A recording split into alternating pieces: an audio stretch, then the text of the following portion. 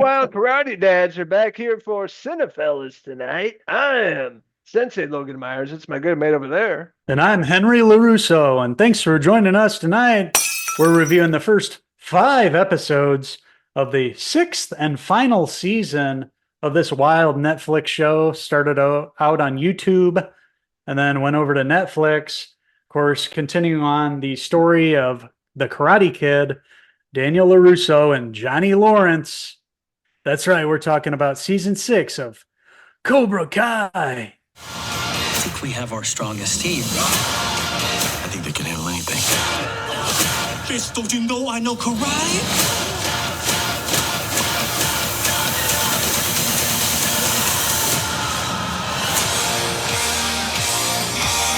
So yeah, we remember being kids and watching growing up with the Karate Kid, a big movie back in the day, being a youngster in the 90s, came out of course in the 80s, and we grew up watching, Daniel LaRusso, this young kid, move into a new place, a new city in California, meet Mr. Miyagi and become, basically become the Karate Kid and learn the martial arts and learn how to defend himself and learn how to steal Johnny Lawrence's girlfriend. That's right. Fast forward, 40 years later, picking up with these two gentlemen behind me.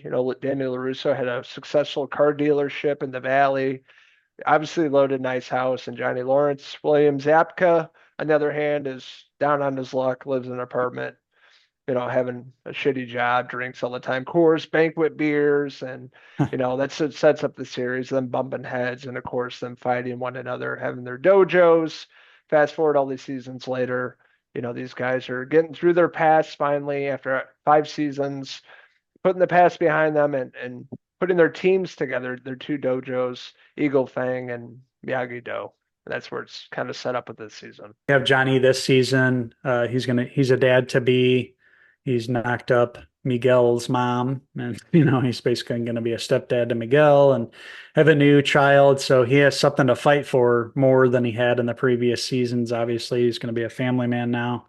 And Daniel LaRusso is still at the auto shop and has a nice family life. Has his daughter, in the karate and Miyagi-Do now and learning the ways. And they're going to bring the teams together this season. And it's all leading up to this karate tournament that's going to take place, the Sekai Taikai. International Karate Tournament. Find out Mr. Miyagi actually was in this tournament many years ago, and coming for full circle here, bringing the teams together to go fight.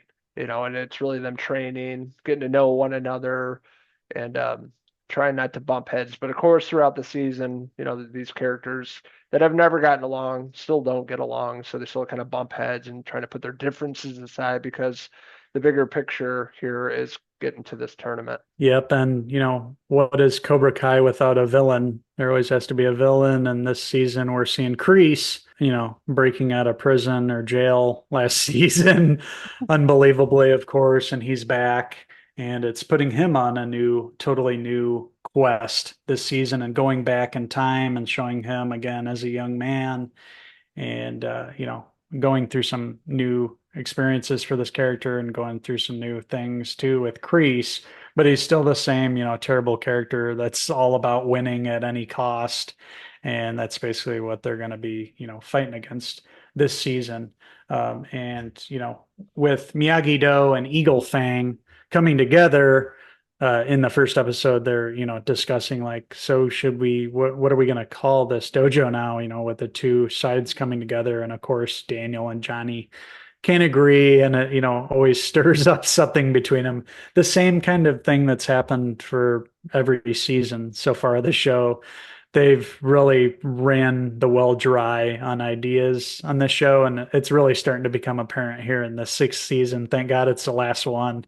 They've scraped the bottom of the barrel, and they've done just about everything that they can do on the show. They've referenced all the movies now, besides, the next Karate Kid, and I have a feeling that that's where this is going to go after these 5 episodes. That's about the only thing that's left.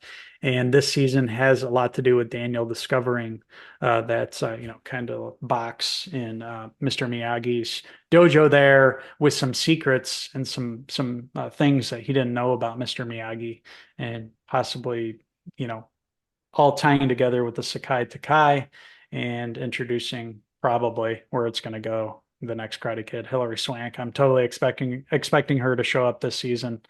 And there was a couple of Easter eggs that harken back to that Karate Kid, the fourth Karate Kid. And, not my favorite or anything, but it was cool to see Mr. Miyagi back on screen and that one, so I think we're going to see her character show up at some point. I've never seen it, the Hilary Swank movie.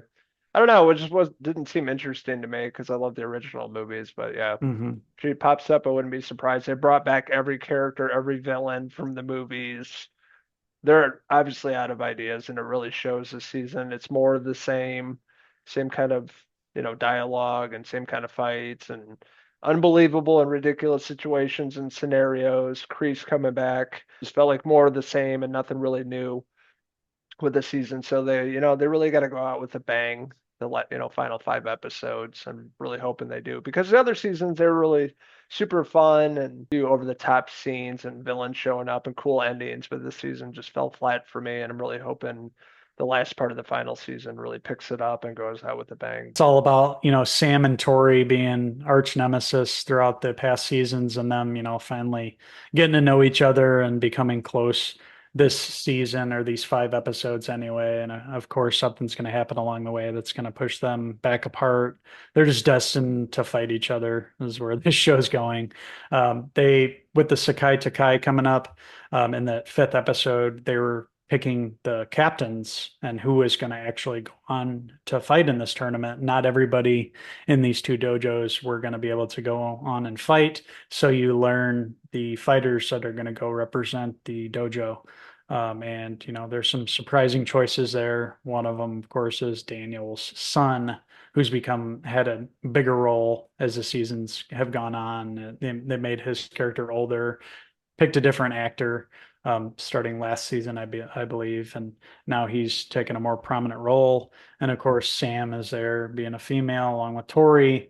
And then, of course, you have Robbie and Miguel, and they're, still going through their drama with their lives and families crossed now with Johnny and Robbie, being estranged. And now Miguel's stepdad is going to be Johnny. It's just, throws a lot of wrenches into that family dynamic. It's still fun to see these characters on screen. Like, I'm glad this show exists, but yeah, it's really starting to become a little stale. Hopefully in the last, 5-10 episodes or whatever we're going to get leading into the finale. Hopefully they're able to, make some more magic here, like we saw in some of those earlier seasons, because there were some really amazing episodes there, and they were able to do some really cool stuff with the lore. And I'm hoping that they're saving the good episodes for the end here. But yeah, these first 5 episodes were really underwhelming. Not much, keeping me hanging on at this point.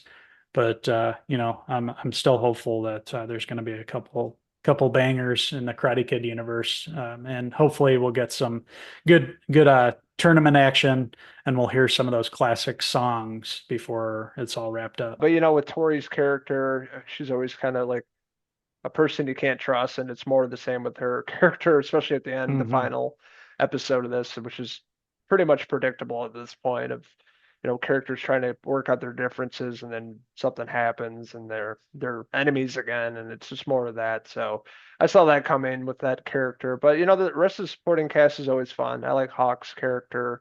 I thought he's always pretty good. And yeah, you're talking about Anthony LaRusso, which is Daniel's son. He had different actor now, and he had a bigger part this season. Dimitri is like the geeky kid. He's always pretty funny. He's always got like the hottest girlfriend for no reason. Yeah, he does. He's going to MIT, so he's going to be making some money. He's definitely smart, tough school to get into. Stam, Robbie, Miguel, the characters you brought up, Johnny and Daniel. Season drag for me, only 5 episodes. Took me 3 days to finish it because I just was not into it. Thought the writing was not as good. Nothing was on the line. More copy and pasted, more of the same kind of stuff from the previous seasons. And this was a major letdown for me. Season 6, part 1 of Cobra Kai. So that being said, I'm going to give part 1 3 out of 5 Daniel LaRusso hair pieces. It looks real, Ralph.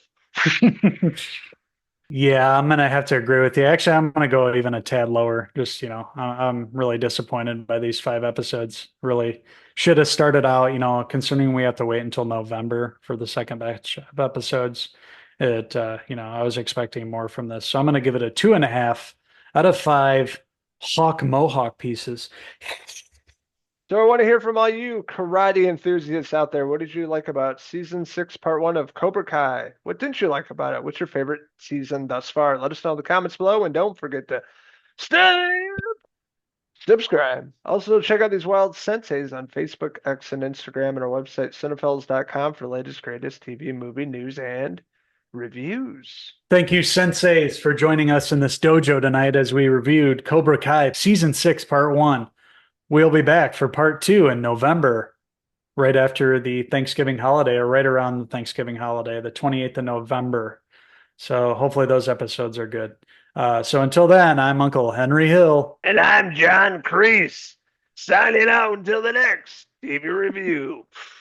Cheers! Cheers.